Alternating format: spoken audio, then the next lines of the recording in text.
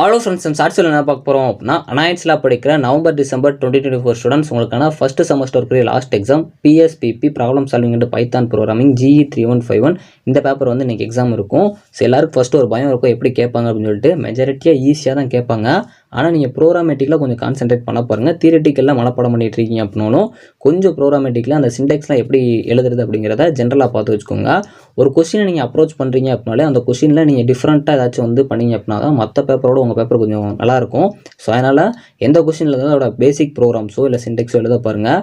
உங்களுக்கு ப்ரோக்ராம் பற்றி எந்த நாலேஜுமே இல்லை அப்படின்னாலும் மெட்டா AI இருக்குது, இல்லாட்டி ChatGPT இருக்குது. அப்படியே இல்லைனாலும் உங்களுக்கு இப்போ வந்து DeepSeek இருக்குது. இதெல்லாம் நீங்கள் போட்டிங்க அப்படின்னா உங்களுக்கு ஜென்ரலாக ஈஸியாகவே அது கொடுக்கும். ஸோ அதுவுமே உங்களுக்கு புரியல அப்படின்னாலும் அதிலே நீங்கள் ஈஸியான கோட் வேணும் அப்படின்னு கேட்டிங்கன்னா அதுவே கொடுத்துரும். ஜென்ரலாக எப்படி நம்ம அப்ரோச் பண்ணுறது அப்படிங்கிறத பாருங்கள். ஸோ லாஸ்ட் எக்ஸாம் அப்படிங்கிறனால பதட்டப்பட்டு எந்த மிஸ்டேக்கும் பண்ணிடுறாங்க. சீக்கிரமாக நம்ம எக்ஸாமை முடிக்கணும் அப்படின்னு சொல்லிட்டு யாரும் வந்து அவசரப்பட்டு எக்ஸாமை கம்ப்ளீட் பண்ணாங்க. 3 ஹவர்ஸ் இருக்குது அப்படின்னா கண்டிப்பாக 3 ஹவர்ஸ் வந்து முடிக்க பாருங்கள். ஸோ பேப்பர் ப்ரெசன்டேஷன் ரொம்ப ரொம்ப முக்கியமான ஒன்று. எந்த ஒரு கொஸ்டின் எழுதாலும் அது பேசிக் சென்டெக்ஸோ ப்ரோக்ராமோ கொடுக்க பாருங்கள். ஸோ அதே மாதிரி ஏதாச்சும் ஒரு ப்ரோக்ராமாகவே கேட்டிருக்காங்க அப்படின்னா அதுக்கு அவுட்புட் கொடுக்க பாருங்கள்.